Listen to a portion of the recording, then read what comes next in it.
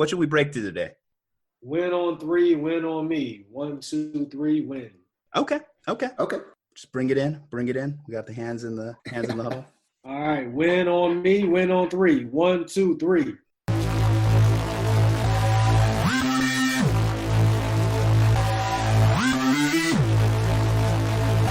Slumpbuster. Quiet on the set, make sure my mic is on. There is Dre and Juju, dog, diving towards the pylon. Go for 2, so damn rude, recognize authority. Spitting tips for fantasy, no way you're outscoring me. Bold predictions with conviction every single day. Sports addiction, no restriction, kicking game like Pele. He's the greatest, what's the basis? Pick an athlete, let's debate this game. Outrageous trading places, sudden death, take 10 paces. Turn and shoot, boys the truth, Mamba mentality. Future greats take their place, dreams become reality. Low and outside, knocked it out the park. Your boy discovered fire like a rock with a spark. Refs acting like Neanderthals. Phantom flags, nothing calls. Heartbreak losses, tragic falls. Every week discuss it all. Settle in, listen up. Free your time like Andrew Luck. Show's about to start. I suggest you buckle up. Win on 3, win on me. Isn't that? No? Just win, right? Just win? Just win. Yep. Just win, baby, win? That's it. Just win. All right, Coach. Well, welcome into the podcast to all my cool cats and kittens out there. We are entering episode 36 of the Slumpbuster podcast. Of course, I have my co-host, Dre. We are joined by Coach Zohn Burden. He's had many stops at the collegiate level, and he's stopping by the Slumpbuster today. So first off, welcome in, Coach. We appreciate having you. I appreciate you guys having me, man. Appreciate your time, and just happy to be here, happy to be healthy, and just glad to be here. Health is wealth in 2020, that's for sure, with all this stuff going on with COVID, Corona, whatever you want to call it. It's interesting. So jumping into it, college level, you've done a lot of stuff with recruiting. What's kind of stuff that a lot of NCAA athletes, coaches are missing out on this time of year, if you want to kind of like get into that a little? Well, right now, like, you be right in the middle of spring ball, so you're missing time to get out on the field and improve, and take your younger guys who need those reps, or guys who might have redshirted the year before to actually get out there and get those reps, and also guys that, want to get more playing time, or, you might be bringing in a new quarterback. You just never know. Everybody has different situations, but it's a chance to get out there on the field and compete and get better for, I think it's 4 to 5 weeks. So, it's a lot of opportunities being missed all across the country right now in college football. And then for the fans, you miss the spring game. So it's a lot, being that COVID has kind of shut down not only spring recruiting as well, but the spring ball on college campuses. So I know that a lot of colleges are finding a way to try to get it done virtually. But, obviously the number one priority is to stay safe right now. But as a fan of college football and just, a coach in my own right, I know that there's players and coaches out there who are missing. Yeah, with G.A.M.E Academy, so obviously you guys are definitely trying to help like athletes get to that like next level. If I'm not mistaken, that is kind of like your ultimate goal. The ultimate goal is to help families and student athletes conquer the recruitment process. And we say conquer, we mean win. You want to win, you want to save time, save money, and you want to strategize exactly what you're doing in the recruitment process so you don't make small mistakes that'll cost you in the long run. And, those mistakes can be anything. But, we help parents strategize, and we help kids make the right decisions, what they want to do with their future, so that by the time they get to the end of the recruiting process with one goal in mind, which is a full scholarship, we put them on the right path to get that. Would that be affected by the current pandemic, like being able to like work with them respectively, or are you able to still kind of like maintain like what you guys are doing? We went virtual with a lot of our things, our mentoring, our SAT and ACT prep, and our tutoring. But we've done things like mock interviews to help guys out with the media. We also have had live coaching calls with.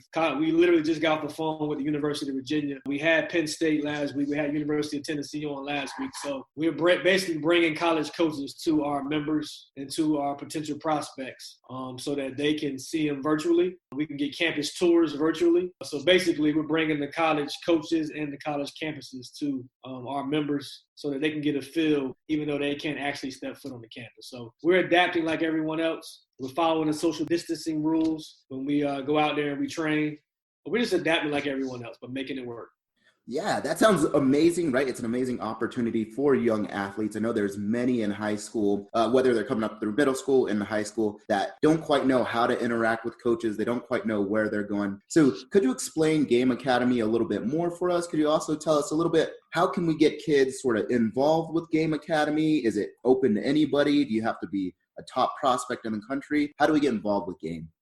You can go to our website. That's probably the easiest way. The other part of it is just hit us up on any social media platform and go through our testimonials. I mean, it's a proven strategy and proven success stories of guys who are going through our program, who are currently going through our program, who are getting their goals accomplished. Would you say this is your baby? Did you found this, create this, or did someone approach you with it to get you on board? How'd this kind of come together?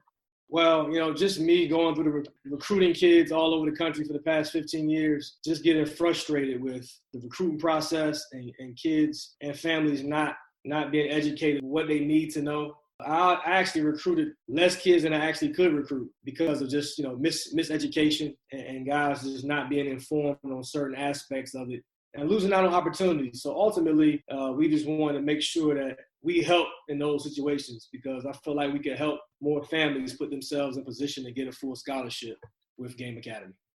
Yeah, I think that's a fantastic, desire and want in helping get these kids engaged with universities, get them engaged with some of these coaches. What are some of the things that you look for when it comes to, young students, young prospects? Is there anything that these kids should be doing besides, of course, engaging with you and universities through whatever avenue, right? Whether it's through G.A.M.E or through campus visits on their own. But what should these young kids be doing to market themselves to universities as a prospect, as a student? Well, number one, I think the biggest thing I think everyone knows is you got to have your grades right. But it's some small details in there, like, you got to make sure your highlight tape is constructed the right way. And, a lot of families spend money on these recruiting services that your name or your profile goes on the email list and they get sent to a recruiting department, which is probably full of interns and student assistants. And there's no actual coaches in that recruiting department. So sometimes coaches don't even see the video that is sent there. Again, so for us, we're more hands-on where we're going to hand deliver that film. We're going to make sure it gets in the position coach's hands and the recruiting coach's hands. And we're going to get feedback immediately so that there's true legitimate interest or if it's not. So you're not wasting your time or you're not going to the summer camp at the school and the school's not even interested in. So just kind of behind the scenes things that a lot of families wouldn't know. And it's not their fault. They just wouldn't know because they've never been a college coach or a recruiter. So I would say kids just need to do a little bit more research, be active on social media. Because a lot of college coaches, that's how they communicate. And be smart and be savvy about how you're handling your recruiting process because every step is critical. As a player, you came up through a military institute, if I'm not mistaken, correct, Coach? Right. Yes, sir. Yeah. So did you kind of experience the same kind of recruiting process? How did you find your way into the world of college football yourself? Well, when I came out of high school, man, they didn't have all the rivals and the camps that they have now. I wish they did, but they didn't. And so I ended up trying to play basketball. And I'll never forget this one coach, my basketball coach told me, he said, Zohn, there's 10 to 12 athletic scholarships in basketball, but it's 85 in football. So you got more chances in football. So I basically took my chance in football. I ended up at Virginia Military Institute. It was a Division I program in Virginia, and, it was a full ride scholarship. So I was blessed in that regard. So my recruiting process is probably not like most of the kids that we work with. My process was kind of black and white. You're either going to keep trying in basketball or you're going to take your chances in football, and the numbers say you got a better chance in football. So I rolled with football, and I ended up with the same goal that we want to accomplish for our guys, is a full scholarship. So I'm blessed in that regard. Tell me kind of the differences of going to a military institute from going from a traditional college structure, because I remember once, and I can't remember the exact schedule because it was so mind-boggling, but I saw the average schedule for a Navy football player was pretty much you wake up, work out, then you go to football workouts, then you go to class, then you do this, 1,000 other things. So basically your entire day is committed until you can finally sleep at, I don't know, 10 p.m. and then you have to do it all again at 4 a.m. the next day. Is that pretty accurate of your experience in college? Yeah, I mean, you hit it spot on. I ain't really much. It's 100% accurate. don't know how you I don't know how you manage to maintain. That is definitely tough. But I mean, on the other hand, definitely provides great structure, that you can utilize for the rest of your life. I'm sure that's kind of like came into your coaching philosophy. Is that the case, would you say? Yeah, like discipline and just, having a system, a structure. And, it taught me hard work, that it pays off. But also my coach in college, we had a great relationship. And I couldn't stand him when I first got there, but we built a relationship. And I basically learned how to coach the way he coached me. So I carried that on in my coaching career. Going back to what you were saying about, choosing between basketball versus football, I know that there's a lot of parents. I work as a youth wrestling coach, and so we get a lot of parents that want to specialize really early on, right? They'll say, hey, my kid's only doing wrestling, right, from the time that they're 5 years old all the way through high school and to college, or other sports as well. They'll only do football, they'll only do basketball. So do you feel that playing multiple sports helped you? Yeah, I think so because, it's, as we tell our guys, it's another opportunity for coaches to evaluate you, and it only helps. The evaluation process is a difficult process for college coaches, especially on certain positions. I recommend playing multiple sports because you get a chance to show your athletic ability in more ways than one, especially big men. Big men play basketball, throw the shot put in track, do something else besides just football. So for me, yes, it helped because, it's, again, just another chance to show your athleticism in a different way. Right. And so what other, mistakes or recommendations do you have for people that have a young child that they're like, hey, I really think my kid has a shot at being a college level athlete? What, advice do you have for them? What mistakes do you often see are being made at the young, youth level? One of the biggest ones is don't get content. Some guys are getting these scholarship offers pretty early. And one thing to keep in mind for parents is that the scholarship offer is not officially real until August 1st going into your senior year. So all these verbal offers, we hear guys got 50 offers and 25 offers and all of that, none of it's real until you got 25 or 50 letters in your mailbox at home with the official stamp from the college. So my recommendation is to keep working, keep getting better, invest in your kid, especially if they have talent in any area that they need, invest in them, but be smart about it and just do more research. Do more research so you're more educated on the process and what it takes, because there's way too many families out here missing out on opportunities. For, let's say, a top level athlete, a 5-star, 4-star recruit, how do you keep them from being complacent along this journey of finding the right fit, finding the right college? Specifically for football, we know half of it's all about the right scheme fit. How do you coach up someone who they're already locked in to going into the next level, the D1 level? We have about 8 to 10 of those kind of guys. And, like you said, they're locked in with their offers and they kind of, know what direction they're headed in mentally, because it takes a certain mindset to be that kind of kid, to have everyone in the country wanting you and you're still focused on what your goals are. Because the recruit process can be a lot. You get phone calls every single night, texts all the time. It can be overwhelming. So you basically, find other ways to motivate them. The biggest thing is that they can always get better. It's not a whole lot of 5-star kids with 4.0s out there. So it's always something to improve on, whether that be SAT, ACT, your mentality, speed, agility, whatever it is, position-based training, whatever it is something to always improve on. And the best athletes know that, and they work their butts off to accomplish their goals. So Coach Zohn, before we move off into some other topics, which I'm sure we're going to do here pretty soon, going back to G.A.M.E and your academy, obviously you have a football focus, right? That was, the sport that you played, that you got a scholarship for.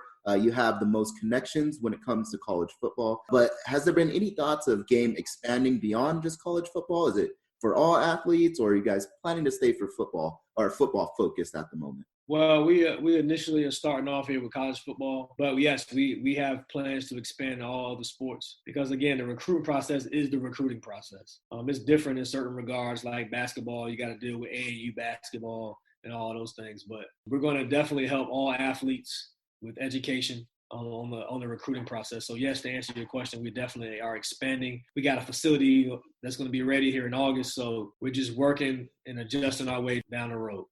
One thing I've always been instilled on and been raised on is your talent has to outweigh all the other stuff, all the other bullshit. Now, with that said, in your experience as a recruiter and in your advice to these young recruits, what's kind of like that threshold? What's kind of like that tolerance as far as, yes, you're an elite athlete, but you got to get this right. You mentioned GPA as one of those big kind of signifiers when you're looking at someone's like resume. What's your breaking point, I guess, Coach Zohn?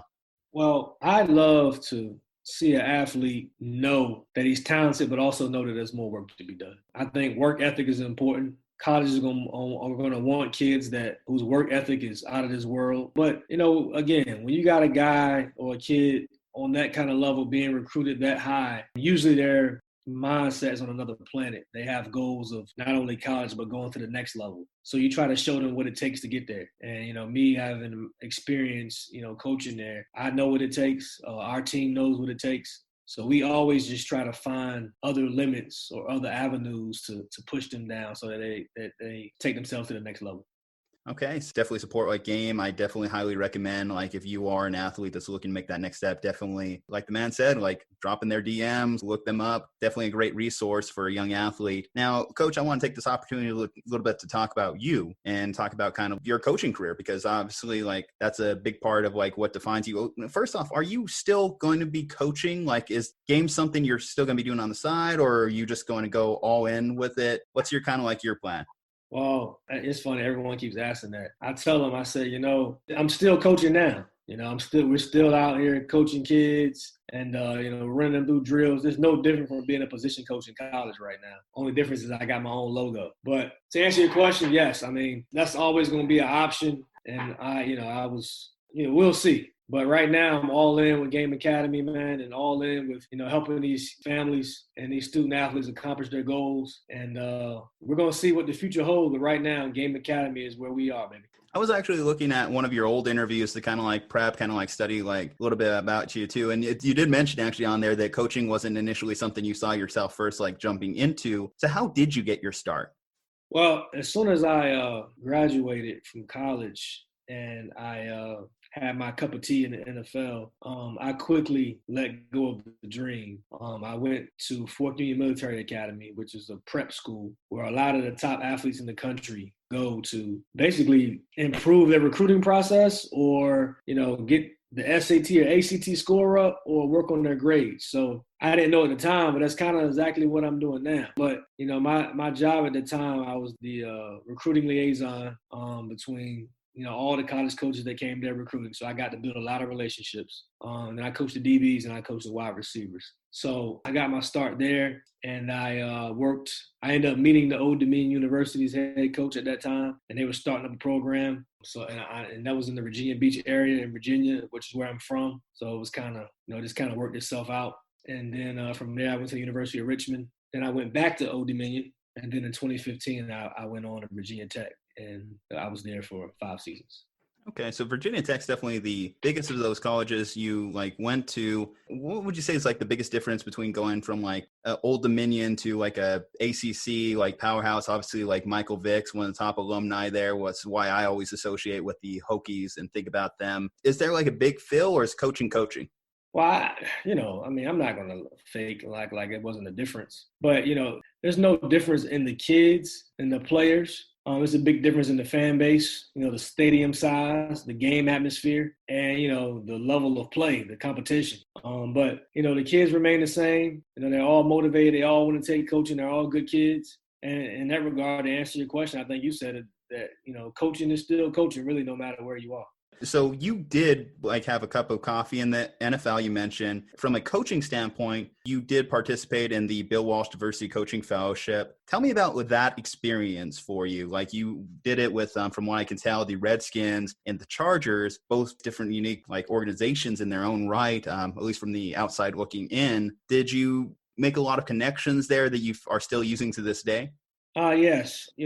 I was blessed to do a minority internship with the Redskins, and it was special. It was back in 2016. It was special. And, I got to work with the running backs. And then 2 years ago, I was in Los Angeles with the Chargers. And the biggest reason I was able to do those is, just relationships. That's what coaching is about, is relationships. And I wanted to do them because I had been coaching wide receivers my whole career, and I got, moved to running backs my second year at Virginia Tech. And Anthony Lynn, who's the head coach for the Chargers, he was the running back coach for the Buffalo Bills and the New York Jets for a long time. So he had coached a whole lot of NFL guys, running backs, and he was the best in the business. So I went to see him back in like 2016, and we kind of built a relationship. And then in 2018, he invited me to come do an internship. So to answer your question, yes, the relationships and the connections are amazing. It was a great experience. I wouldn't trade it for the world.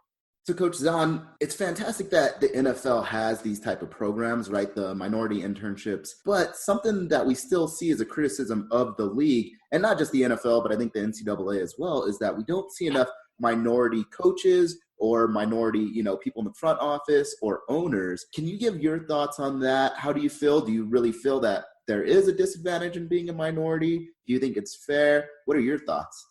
Well, I think the numbers are what they are. I don't know how much of a debate it is, but I also cannot wait to, it's magnified and it gets some solutions thrown out there to handle it. Because again, the numbers are what they are, and in my opinion, they shouldn't be that way. And I look forward to them changing because there's a lot of guys out there that deserve opportunities, and for whatever reason, the numbers aren't what they should be. And I look forward to that changing very, very soon. Do you have any theories as to why that may be, or your thoughts? Or is it just, hey, it's just is what it is, but we got to keep moving forward? I actually have no clue why it's like that because, it's proven, from the Tony Dungy's to, coaches all over the league, the Mike Tomlins of the world. It's proven that you can be a successful minority coach, head coach, even coordinator, that, we can run a program, we can run an organization at the highest level. So I just think that there needs to be more opportunities in place and more programs in place like the minority internship that gives us those chances and those opportunities to get in front of the right people and prove ourselves. One theory that I've heard, and I do think that you've definitely followed it in lockstep, is that the next wave of coaches, particularly minority coaches, would be ideal to get on the offensive side of the ball. We've obviously, offensive football has taken off over the last decade, 2 decades in the NFL. You do see like great coaches like Eric Bieniemy out there in Kansas City who have really taken that like next stride, and he's going to get a head coaching job. Like it's only a matter of time, and whoever does get him, it's going to be fantastic because we know how great that Andy Reid coaching tree is. Let's be real. So would you say a great advice for upcoming coach would be to get on that offensive side of the ball? Because you started off as a defensive back coach, sure, but then when you became a wide receivers coach, a running back coach, I definitely do think that probably looks like great on a resume these days. Do you agree?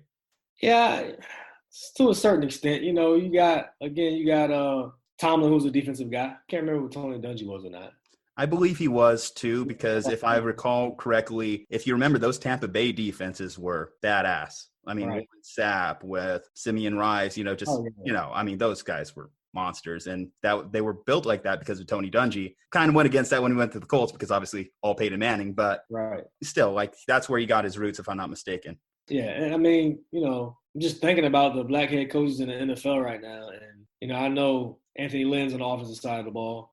So, I mean, I don't think it really matters that much, but I think the numbers are heavily defense for guys that end up getting a chance to be head football coaches in the National Football League. You think of Romeo Crennel, he was a defensive coordinator, so, and I think Bieniemy is going to do a great job whenever he gets an opportunity to take over an organization. But, I don't think it's one way or the other, in my opinion. I just think, overall, there needs to be more opportunity, period, no matter what side of the ball you're coaching on. You at the college level have coached up some NFL athletes. I mentioned it pre-show, but Cam Phillips, I saw him down in Houston. That guy's still balling. I'm glad that he's got himself a job with Buffalo from what I can tell. I'm sure he's going to lock that down. And then let's see. So you also coached up Isaiah Ford as well as Zach Pascal, of course. Do you still keep in contact with those guys through these days? Obviously, as a position coach, you probably have the most intimate relationship with them out of the entire coaching staff in college. Yeah, I just talked to Cam a couple of days ago. He hadn't heard from anybody a couple of days ago, so I think that Buffalo thing is new. So congratulations to him. When I tell you about a hard worker, again, so he's just a hard worker, man.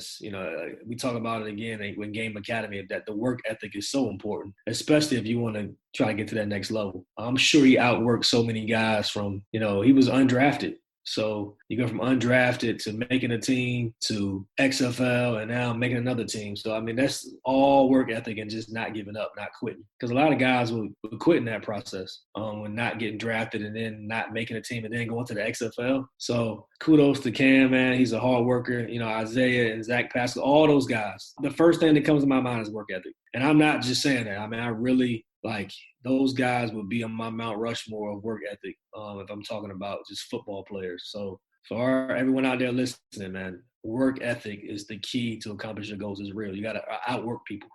So you just mentioned work ethic. Is there anything else that, when you see a player and hey, this guy has it, he's going to be in the NFL one day. So beyond their work ethic and just regular athletic ability, is there anything else that sort of clues you into, hey, yeah, this guy can play at the next level?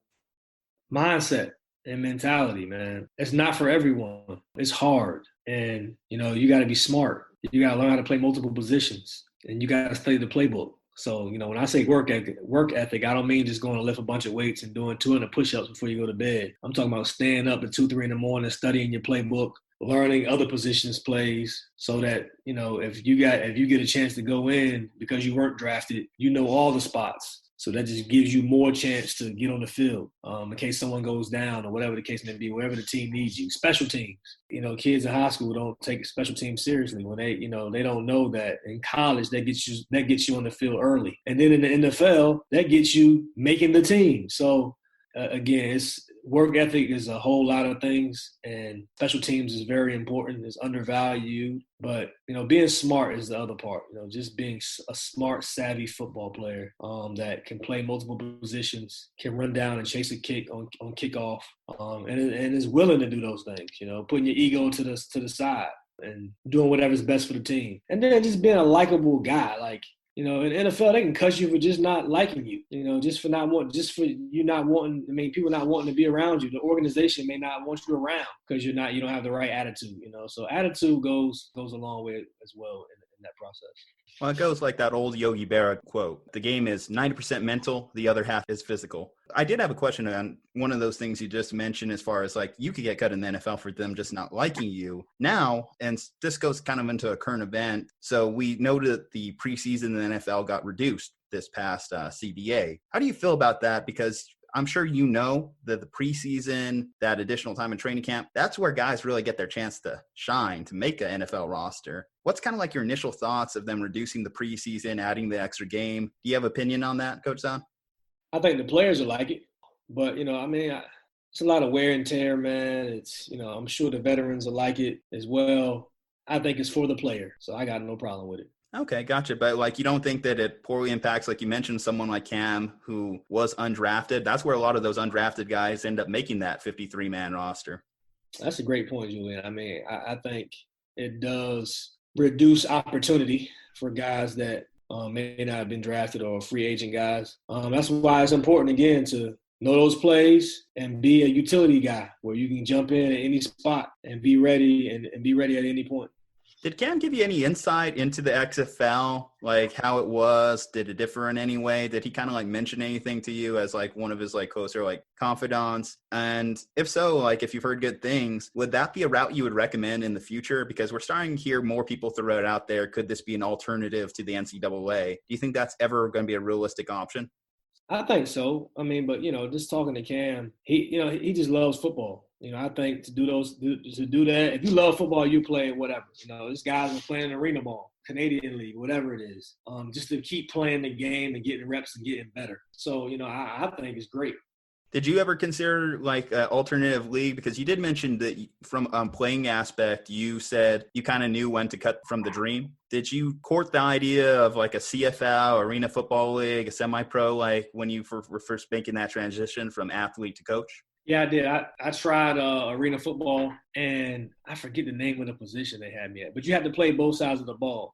And quite honestly, I wasn't about that life. I didn't want to tackle anybody. I was an offensive guy, played wide receiver. I didn't want to tackle anyone. So I knew it wasn't for me, and I was ready to let it go, and that's what I did.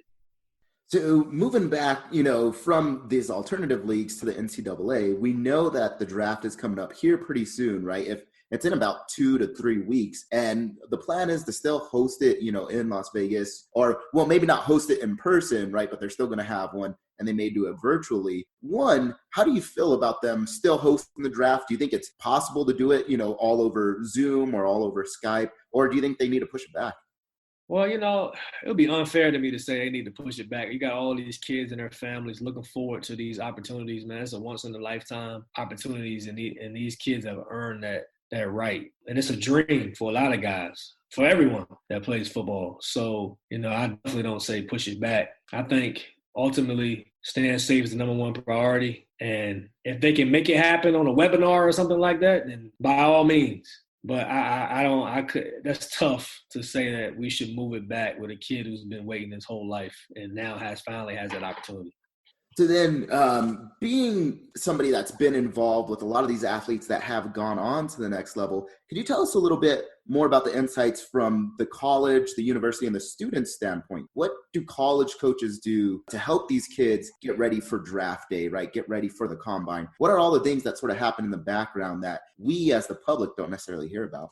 Well, when scouts come in, they talk to us. They talk to the strength coach, they talk to the college coaches, the position coaches, and they want to know what kind of kid that they're dealing with. They want to know how his family is, how he is when he's off the field. So, when you're about to invest millions of dollars into someone you're going to draft, you want to do all your homework and all your research. So that's kind of where we come into play. And also, you got pro days where, you're on college campus. And again, they, the scouts and the GMs that all come to those, they ask questions. They ask everyone. And maybe someone just watching the workout and, they may get wind that they may know a certain prospect. And they'll just ask them, just to get any kind of information. It's no different from recruiting in college. Just trying to get as much information as they can from a prospect before they invest, their money in them. So behind the scenes, college coaches are, we're obviously helping them. But we're also going to be truthful. Because, you want those NFL teams to always come back to your university. And you also want to build a relationship. And we all know every relationship is built off of trust. Have you seen the HBO documentary, The Art of Coaching? It had Nick Saban and Bill Belichick just basically shooting the shit back and forth for like a couple hours. It's a great watch. I highly recommend it to anyone. Did you happen to get a peek at that? You know what? I need to watch that. Yeah, it just picking their like football mind is just something else. Just like hearing those two talk. And Bill Belichick, obviously, he goes back to the 70s, starring at I believe a Navy institution himself. Great watch, highly recommend. But the reason I bring that up is because I believe it was Nick who brought up a great point that what separates the bad NFL organizations from the good organizations is the bad organizations never pick up the phone to call Nick Saban and say, what do you think about this kid? Do you think that that's kind of like accurate from what you've seen, like when it comes to like poor decisions, and not to put any of the athletes you may have worked with on blast, but when you've seen someone drafted and internally in the back of your head, you're like, I don't know if this is a good fit. Do you kind of like think about that? Yeah, I have. Again, you're gonna make any phone call you got to make sure that the money you're investing in is a good one. I've seen it happen, so it's definitely real. But you again for the kids out there, you just always want to make sure that everyone around you has nothing but positive things to say about you. It's a lot like whenever you like rent an apartment or rent a house, like sight unseen. That's basically what it equated to. And like I said, those two guys, their minds. Like, was there anyone like you put as a role model as coaching, whether that be one of your old coaches or just someone you like admired from a distance? You admire Belichick. You admire Coach Saban. And for me, Frank Beamer was a guy that I admired just because, his mindset, his mentality, and how he treated people. But there's numerous other coaches that, I admire and I look up to from, I got, Chris Beatty, Latrell Scott, a lot of guys you may or may not have heard of, but aren't in the head coach positions yet, but they will be and they should be. What do you think is the biggest trait a coach can have in its toolbox? We've seen a lot of like coaches like to rule by fear. We've also seen a lot more like that, like nurturing hand. What would you say is like your coaching style? And what would you say is the best you've seen in terms of success? I think just making sure that the players love you. And I know that's cliche, but, the player relationship, the making sure that they understand and know that even though you might be getting after them and you want them to get better, you see something in them that they don't see in themselves. And you're going to challenge them to get to that point so they can see it themselves. But you also want to make sure that they know that you care about them. And that's outside of football. So when the meeting room is done, the meetings are over, the weightlifting is done, and it's time to go to class, and it's time to eat dinner, you're going to check on them in class. You're going to study hall to check on them. You are inviting them over your house for dinner. Whatever it takes to build a real relationship, because that's when success happens. So Coach Zohn, you're obviously, more in tune to football, the way that it works, routes, coverages, all of that stuff. And so in sports, one of the things that people love about sports so often is that they're always evolving. And sometimes it's stuff that the typical fan can't see, right? So I'll give you an example is basketball is for a long time, it was, hey, just give the ball to your center and they're basically going to dunk it. But then recently there's been the advent of spacing on the floor. Now there's a lot more three balls. So people are putting up 3-point shots. Are you seeing anything like that when it comes to football? What are these sort of new revolutions? Are there new, plays or routes being run or new ways to utilize players? Well, I think the biggest thing now is just trying to create mismatches. I think it's kind of somewhat always been like that, but now it's more used out of the spread offense in football. And even other sports too. You can just, the pick and roll has always been a thing in basketball, but just now, you got different guys bringing the ball up the court in basketball just to create, whatever mismatch they can create. And, football specifically, it's all over college football where, you got motions, you got guys come out of the backfield, you got no huddle, you got sprinting out of the huddle, sugar huddles. So, it's just so many ways that the game is evolving, but I think ultimately the goal is to create mismatches and get your best player on the opponent's weaker player. Do you think that we have completely moved away from the pocket quarterback? Do you think that that is like a dinosaur at this point? Because we have seen that obviously more college offenses are coming to the NFL. A mobile quarterback is key. Obviously Lamar Jackson really revolutionized things. Kyler Murray, I expect him to do some big things this year. Russell Wilson's been doing it for years. Do you think that we are just beyond Peyton Manning, beyond Eli, beyond Philip Rivers, and we're at that next level of the game itself in terms of offenses? Well, the NFL is a heavy pro-style offense, where it's going to be a lot of drop back, a lot of 3-step drop, 5-step drop, play action pass. That's just the nature of the game in the NFL. So I don't think you're ever going to get rid of just, your old Andrew Lucks of the world. But, Patrick Mahomes, would you consider him a pocket passer? I don't know. I wouldn't. Kind of a hybrid. He's the mix of a Ferrari and I don't know what else. So another nice car. He's just amazing to watch. Yeah. So I think more so than just pocket. I think escapability is becoming more important with the growth of the edge rushers and the defensive line being so much more athletic than in the past. So I think the speed of the defenses are making it more difficult to just have a drop back guy. So I think escapability is probably the most important factor, being able to elude defenders and still get the ball out of your hands. Gotcha. Obviously you were a running back coach the last few years there with Virginia Tech. Did you notice a deterioration in offensive line play? Because you mentioned the speed of the defenses is just getting insane. You have guys that are 350, they're running 4.4s just down the line. Offensive line, do you think that that's a position that can rebound? Because we haven't seen too many top tier prospects really coming out, at least the last few years, at least at the same levels that we were used to when 2007, Joe Thomas was coming out or something like that. Right. I literally just got off a call the other day, and I was telling this offensive lineman about how hard it is to evaluate offensive linemen in college. I think it's a very difficult position. You have a better chance of finding 4 great defensive linemen across the board than you do 5 great offensive linemen. And also, offensive line, you kind of can play more than one spot. It's not too many times where a 3 technique or a nose guard can go out wide and rush the passer. So to me, it's just different elements of the O-line and D-line, which I think the offensive line is just a harder position to evaluate. And also to have 5 great players across the board. And you're right. Like Chase Young, for example.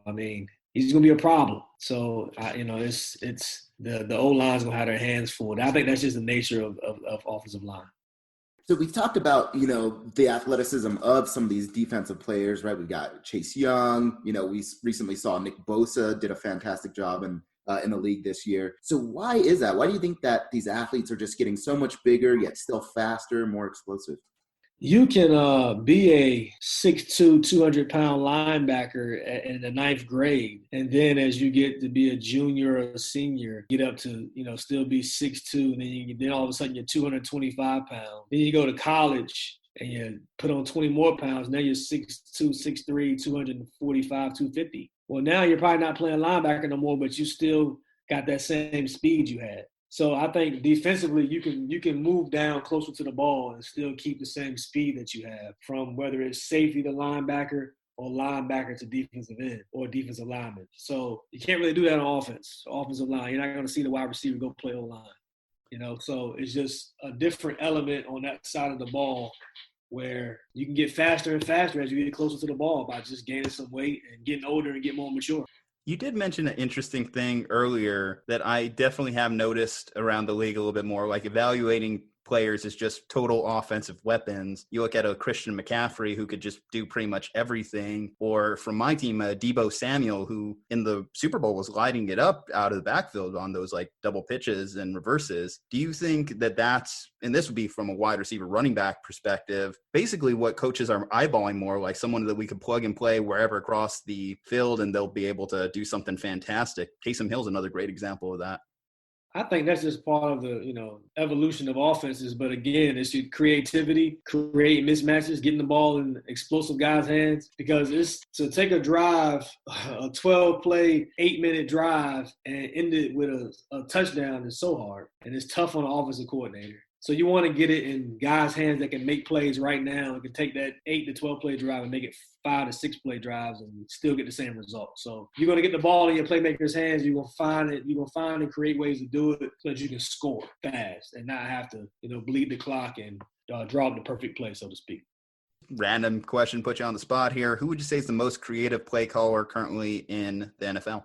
Oh, man. In the first half, I was going to say it was San Francisco for the Super Bowl. I only can think about the last game. I mean, I got to get my head off to Andy Reid and Eric Bieniemy by just finding a way to, third down a couple times, or I think it was, a corner route, just again creating mismatches, man. So I got to go play design with the Kansas City Chiefs. What was the name of the play again? Like something Wasp, if I'm not mistaken, that they managed to get, I believe it was Tyreek Hill wide open, just left Emmanuel Mosley in the dust. Believe me, I have replayed this image in my head 1,000 times since Super Bowl Sunday, so I'm pretty well prepared. I might as well just get a coffee mug with the play on it because it's just been seared into my memory. Oof. Just like Colin Kaepernick on the 6-yard line. I'm still, it's a rough one, like last 5 years. Yeah, it's a rough one. It's pretty rough for you guys. Would you rather get to the dance, though, or just get eliminated? Because it feels like you get criticized more whenever you lose in the Super Bowl, lose in the finals. I mean, look at poor LeBron over there. I mean, I'd rather get there and win, but, getting there is still a big accomplishment. So I'd take getting there. Let's just go some completely random because every other sports show does this. LeBron or Michael? Oh, Michael all day. Okay, gotcha. I just, throwing out some random stuff. Here's a question that we always like to ask our guest while they're on the show. Favorite all-time sports movie and why? Oh, man. Woo. That's about the reaction we've come to expect, just that instant get put on the spot moment here. You got to think about it, man. You got to remember the Titans. That comes to mind. I like Any Given Sunday. Okay, gotcha. The 1 inch at a time. I like the speech by Al Pacino, but just the overall, story. It was a lot of true factors that happened in that movie that actually happened behind the scenes. So yeah, I liked it. Gotcha. So you heard it here first, folks. If Coach Zohn is locked in quarantine for the next several months, every given Sunday is going to be the go-to move to get him through this time period. Have you been doing anything else during this lockdown, like getting into any real shows lately? Yeah, man, a little bit of Ozark on Netflix, and just trying to watch some good movies to keep me up at night. But besides that, man, we're just trying to find ways to get our guys one step closer to a full scholarship. Hey, praise you for that one because, like you said, a lot of these parents, a lot of these players, they're first-generation college athletes, so they just didn't have this experience or know what to expect coming into it. So, it's very much needed. One more time, because I think, Coach, we're going to let you go on your way. I'm sure you have plenty of things to, do. Like you said, you're a very busy man. So let's see. Just give us the plugs. Where to find, how to get involved.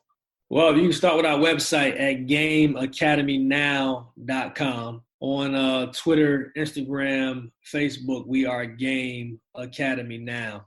Just go to the website. We got a free ebook on the 5 secrets that college coaches never tell you. I wrote that one myself. It's pretty good insight on just the college experience and the recruiting process, on behind the scenes things that you probably won't hear from your normal college recruiter or your normal college coach. But I put that out there. So go to the website, follow us on Twitter. We got live coaching calls every week right now. So I think up next we got Rutgers. Then we're going to bring some guys from Rivals. We're actually going to bring an NFL executive on there from the Kansas City Chiefs in a couple of weeks, just so guys can hear exactly what it takes to get to the NFL and what the NFL guys are looking for. So Twitter, Instagram, GameAcademyNow.com. That's where you find us, guiding athletes through mentoring and education. Yeah, Coach Zohn, I just want to say thank you. We really do appreciate all that, you coming on the show, but we appreciate what you do for young athletes. And this definitely gives an opportunity to kids that otherwise wouldn't have that opportunity. So we appreciate you. Thank you for coming on the show. Thank you, Aundre, man. I'm grateful, and I appreciate you guys' time. All right, guys. Well, that'll do it for us today. Game Academy Now. Go check them out at Slumpbuster Podcast on IG, at Slumpbuster Pod on Twitter, Spotify, iTunes, iHeartRadio, all the good stuff. We'll be back with another episode this week. We have a fantastic guest lined up on Friday as well. So stay tuned, stay safe, and stay healthy. We'll see you next week.